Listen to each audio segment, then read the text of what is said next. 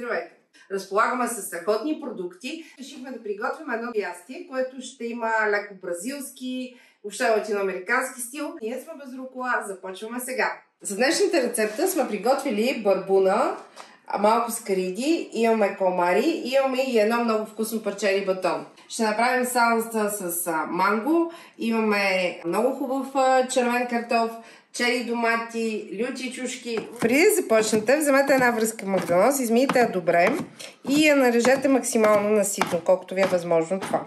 В една касарола сложете 5 пълни супени лъжици лимонов сок. Варете лимоновия сок на бавен огън, докато се изпари 1/3 от течността. Когато това се случи, започнете да добавяте по едно купче студено масло и да разбърквате, докато то се стопи. Гответе го на бавен огън, за да не си сменя цвета маслото. След като се разтопи цялото масло, сос трябва да придобие ето този красив жълт цвят и такава консистенция. Трябва да изключите котлона и да добавите 2 пълни супени лъжици магданоз. Ще добавим розов пипер, половин чайна лъжица, половин чайна лъжица сол. На изключения котлон това го разбърквате много добре и го оставяте отстрани. Следващата стъпка е да направим доматен сос. Сложете 2 супени лъжици зехтин в един тиган и добавете 2 нарязани наситно глави шалот лук и една скелитка чесън. Когато лукът и чесънът се запържат леко, добавете една чайна чаша настъргани домати или доматен сок или домати от консерва, както в моя случай. И задушавайте на бавен огън, докато се изготвят. Сложете 2 щипки сол, около 1/3 чайна лъжичка черен пипер и 1 чайна лъжичка захар. И гответе на бавен огън, докато продуктите омекнат напълно. След като сос се сготви, оставете го леко да се поохлади и го разбийте с блендер, като при разбиването трябва да добавите половин чайна чаша кокосово мляко. Трябва да се получи горе-долу с такава консистенция, да е течен и гладък. Леко кисел и да не е много солен. Ако ще използвате за тази рецепта бамбукови шишчета като мен, постарайте се предварително да ги сложите в гореща вода и да ги оставите да поемат добре.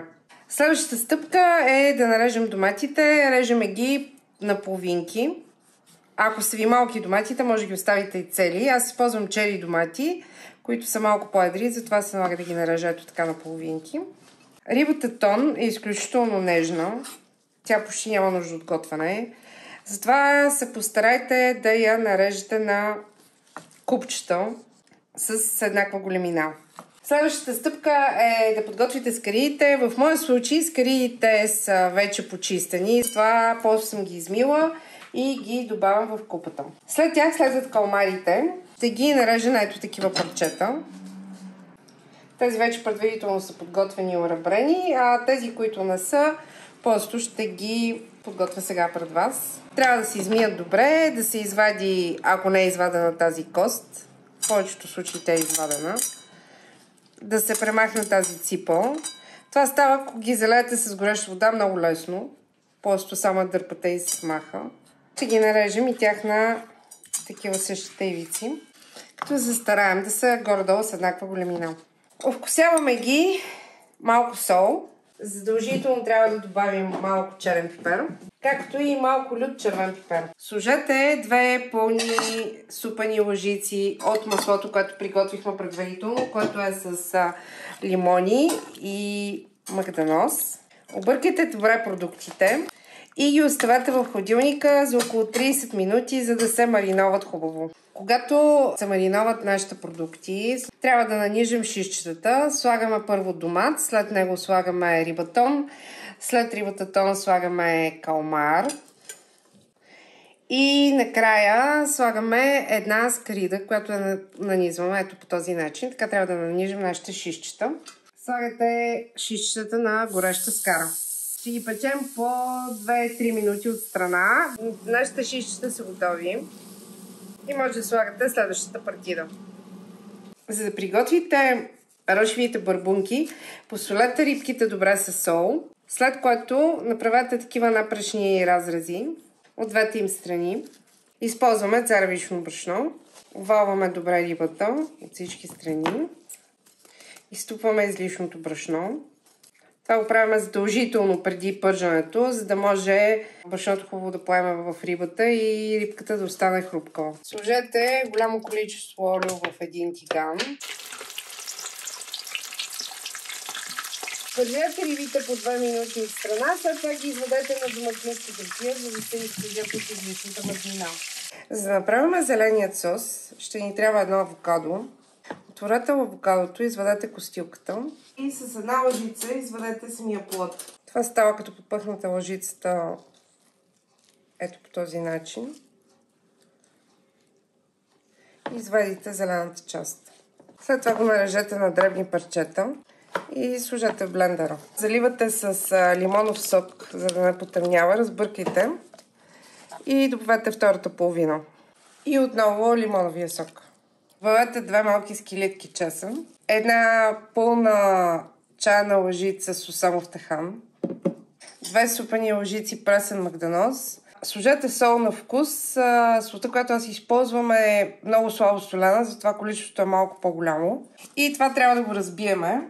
Ако авокадото е по-твърдо, както е моето, се налага да сложите една супена лъжица вода и разбиваме в блендър. Трябва да получите такъв гъст, пухкав сос с авокадо, който е гладък. Следващото нещо, което ще приготвим е една салца. За нея ще ни трябват манго, чушка, лайм, малко лук, главички и една червена чушка, която е чили. Мангото има една доста дебела и голяма семка вътре, която е плоска. Затова режем двете страни. Трябва да ги обелим от кората и да ги нарежем на купчета. Мангото в България се продава почти винаги зелено, така че е доста подходящо за салца. Сложете го в купа и седете вътре половин лайм. Към мангото добавете половин глава лук, нарязана също на купчета. И една чушка.